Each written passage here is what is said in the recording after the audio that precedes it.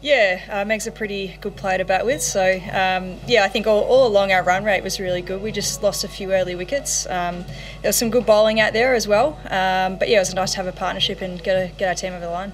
And was the plan for you and Meg to try and just take the game deep? Yeah, I think so. As I said, it was just good to get a partnership at that point in time. I think our batters showed some really good aggression, which was nice and something we talk about. So yeah, we just needed probably a bit of a steadier there and to continue playing in the way that we wanted as well. Bowling-wise, you're a little bit disappointed. I mean, it was 36 off the last 2 overs there. Did they get away with a little more than you would have thought, right? Yeah, I think so. Maybe just towards the end there. So that's something we'll have a chat about, probably just around our execution and things like that. But having said that, there was some really good bowling too. I thought Sophie Molyneux was outstanding, the young left arm off spinner. So yeah, I think there's some good signs there. And her and Ash Garden obviously did a pretty good job for you in tandem, didn't they? Yeah, they're really coming along now. I think they're starting to find their feet at this level, which is really nice, and playing some good roles for us out there. Rachael, just on the makeup of your batting order, obviously the 4 girls who went out first, they sort of play that really aggressive style, and then you've got guys like yourself and Meg and Pez later on. Is that sort of the balance that you'll look to have going forward, or do you think maybe Meg or yourself might move up a little bit? No, I think we'll back our batting lineup. That's probably one of our strengths, is we do bat quite deep in our order. But yeah, I think everyone who comes in, we want them to have play with aggression and play with a really positive style and intent. So yeah, I think tonight was a bit of a blueprint of what we want to come.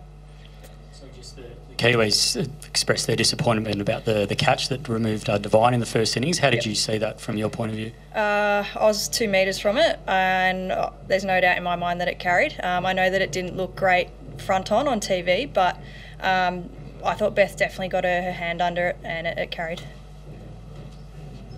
How much confidence does a good win, I mean, it's the highest successful run chase you've ever had against New Zealand in a 220 game. How much confidence does that give you now going into games 2 and 3, and what do you feel you need to work on most for the next 2 games of the series there? I think now, T20 cricket's all about momentum, so I think it's just about carrying on from here. As I said, there's a couple of things we'll tidy up with the ball and in the field, but yeah, I'd like to think we're heading to AB field now. It's a great batting track, really quick outfield, so hopefully there's more runs for the batters, and yeah, our bowlers can just maybe tidy up a couple of things with execution. What's it like batting with Meg? You've done it many times before. I know she wasn't here last summer and you led the team then, but just in terms of that partnership, just take us through like the mentality that you guys, the mindset you guys approached for that partnership. Oh, I think when you're walking out to bat and Meg's down the other end, or yeah, you go out with a lot of confidence, and she's such a free-flowing player. It makes it really easy for the player coming in just to sort of find their way, and she plays with a lot of confidence. Sometimes it's pretty amazing, some of the things she does, watching from the other end, but yeah, that's the biggest thing, just her positivity around the group, and I think it brings out the best in others around her. You had a bit of a chance against the Kiwis a couple of days ago. How important was that, do you think, to give you a bit of a cider for tonight?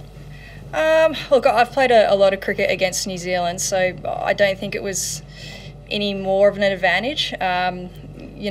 For me, it was just about spending some time in the middle. I think in T20 cricket, when you bat in the middle order, sometimes you just don't get a hit. So when the opportunity came up, I jumped at it because I wasn't sure with our batting order if I'd get a hit tonight. So I want to make the most of every opportunity, and yeah, it was just one of those things. I've spoken a lot about last summer with your elevation to captaincy about how you came close to not continuing your career to this point. Do you think you're batting better than you ever have and playing better than you ever have at this time in your career?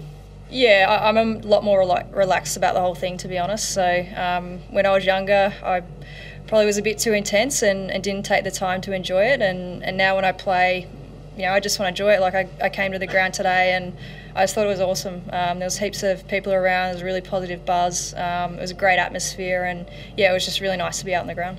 You had that added responsibility of leadership last year. Coming back now as vice captain, does that take a little bit of pressure off? Do you back with more freedom that you don't have that C against your name? There's still an element, I think, of responsibility. Still being a leader within the group. So, for us, we talk a lot about having match-winning innings. So when you get an opportunity where you're hitting the ball well, and you're playing well for the team, I think you've got to take that and really run with it. And tonight it was my night, but I think there'll be some other opportunities at different stages for other players too.